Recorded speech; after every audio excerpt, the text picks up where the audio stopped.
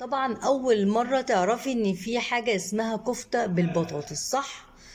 بصراحه انا ما شفتهاش لحد دلوقتي في اي فيديوهات على اليوتيوب.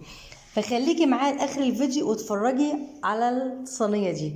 يلا، والسلام عليكم ورحمه الله وبركاته. ازيكم يا حبايبي؟ عاملين ايه؟ يا رب تكونوا بخير وبصحه وسلامه.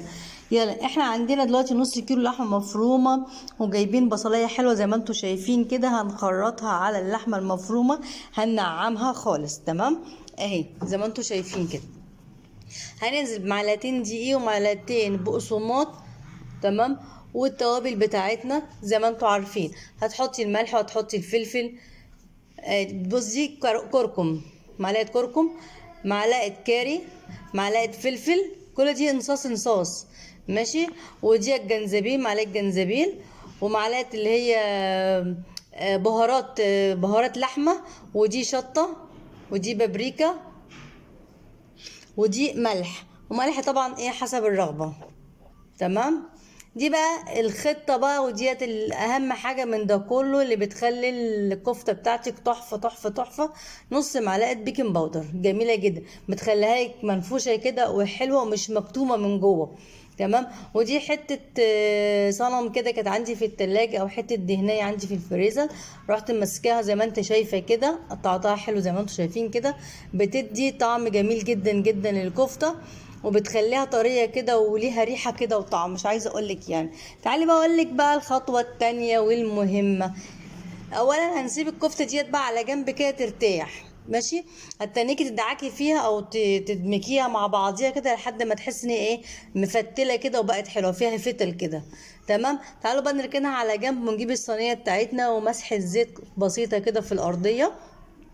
3 حبات بصل، بطاطس، بصلايه واحده، قرن فلفل احمر، قرن فلفل اخضر، وقرن فلفل اصفر. هنمسك طبعا البطاطس بتاعتنا، هنديها حلقات رفيعه جدا، السمك بتاعها رفيع جدا. احنا مش هنعمل صينيه بطاطس، احنا عايزين نحطها كده بس بنزود الايه، كميه الكفته. واخده بالك؟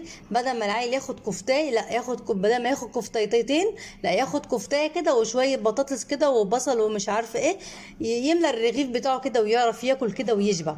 تمام. طبعا احنا قطعنا الكفته زي ما انتم شايفين كده ومسكناها، غسلناها حلو وشطفناها حلو من النشا اللي بقى فيها. وبعد كده رصينا نص البطاطس في الارضيه، وجبنا برضك البصلايه بتاعتنا، مسكناها قطعناها حلقات برضك رفيعه جدا جدا، وهنحطها فوق الايه البطاطس بتاعتنا. يلا بينا نصلي على النبي. اللهم صل وسلم وبارك على سيدنا محمد وعلى اهل سيدنا محمد عليها افضل الصلاه وازكى التسليم. بعد ما رصينا البصل، حطيت عليها شويه ملح زي ما انتم شايفين كده، وشويه بهارات فراخ، بهارات لحمه، وحبه فلفل اسود، وكركم، وبس كده. ما حطيتش اكتر من كده. تمام. تمام. تعالي بقى الفلفل بتاعنا ده الكركم، وكده حلو قوي.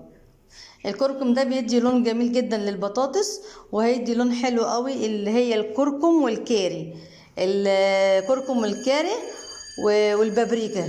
البابريكا هتديك حمران حلو، والكركم هيدي لون صفران كده جميل كده للبطاطس. تمام.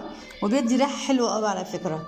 تعالي بقى الفلفل الالوان بتاعنا والفلافل بتاعتنا اللي هو الاحمر والاصفر والاخضر، نمسكهم نقطعهم برضو حلقات رفيعه جدا، وهنحطها فوق الايه، فوق البصل بتاعنا زي ما انتم شايفين كده. تمام. تمام. يلا، لو اول مره تشوفي الفيديو بتاعي بالله عليك يا شيخه اعملي لي اشتراك على القناه بتاعتي، واعملي لايك واي كومنت كده على ذوقك. انا حلفتك بالله لو اول مره تشوفيني. تمام. يلا، فكان فاضل حب بطاطس زي ما انتم شايفين كده. انا رصيتها بصراحه ما عجبنيش المنظر، يعني حسيت ان انا هاكل صينيه بطاطس من غير كفته. لا، شلتهم تاني، وقلت اخليهم على جنب ابقى احمرهم كده في اخر الفيديو. اهو بص شلتهم، هخليها بقى على جنب. حلو. حطيت عليهم شويه ملح وسبتهم على جنب كده في شويه ميه لحد ما صبعت الكفته بتاعتنا زي ما انتم شايفين كده. مسحه زيت كده في ايديكي، واعملي السيخ بتاعك كده عشان خاطر الكفته ما تلزقش في ايه، في السيخ، وتطلع مره واحده تزحلق منك وانت بتطلعيها. تمام. امسكي بقى صباع الكفته كده او حته اللحمه، اقعدي اعمليها بايديكي شويه كده، حبه بحبه كده، وبعد كده حطيها في السيخ وافرديها على السيخ، وطلعها من السيخ رصيها ايه في الصينيه بتاعتنا. تمام. تمام. يلا، احسن ما تجيبيها جاهزه واحسن ما تعمليها انت في البيت. يعني احلى حاجه انك تعمليها في البيت على الاقل كده ايه، انت عارفه انت بتعملي ايه وايه اللي فيها بالظبط، فاهمه ازاي؟ ولكن تروحي هتجيبيها جاهزه متجهزه وتعمليها انت في الفرجان. على فكره فيه اطباق كفته وكفتايه ايه، عايزه عامله زي السيخ زي ما انتم شايفين كده، شبه السيخ بالظبط، شبه السيخ بالظبط، يعني رفيعه جدا. فديت انا لما عملتها ولما حطينا البيكنج باودر يعني عملت فرق شاسع، مش عايزه اقول لك يعني بجد بجد. يعني البيكنج باودر بتديها لك ايه هشان كده ونفشان كده، بتنفشها لك وما بتخليهاش من جوه مكتومه كده وتبقى مكتومه كده بتقطم عامله زي الكفته ام رز، لا دي بتبقى جميله جدا جدا جدا. يلا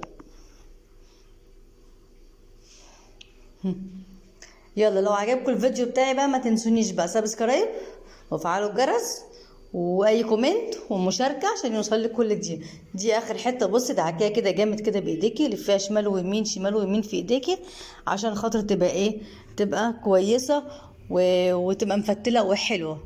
كل ما تدعكي فيها كل ما تديها كده وتفعصي فيها جميله. يلا دي اخر حته غنطوطه كده عملتها بايديا. بصي بقى معانا كوبايه ميه حلوه، حلو، هننزل بكوبايه ميه زي ما انتم شايفين كده، تمام؟ طبعا عشان فيها بطاطس.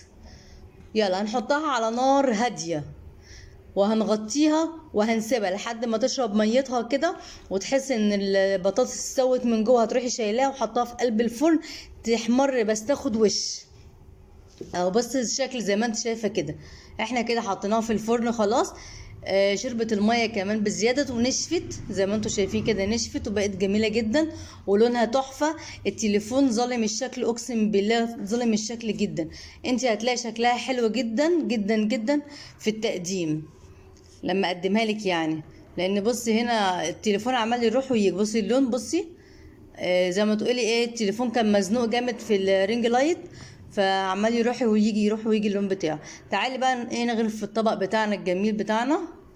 وطبعا انا حمرت حبه البطاطس اللي كانوا موجودين حمرتهم، وعندك زيتون اوكي، ما عندكيش مفيش مشكله. يلا بقى هاتي العيش وهاتي البطاطس، ولو عندك بقى كاتشب عندك مايونيز ايا كان يعني، عندك بتاع التاني دوت اسمها الطحينه، مفيش اي مشكله. ما عندكيش لا ده ولا ده، ده طعمه تحفه واقسم بالله جميل جدا. بصي البطاطس مهروسه ازاي وحلوه، بصي بصي سخنه طبعا، مولعه في ايديا مش عارفه امسكها عشان سخنه، جبت لكم الشوكه عشان امسكها بالشوكه. يلا اشوفكم على خير ان شاء الله في فيديو اخر.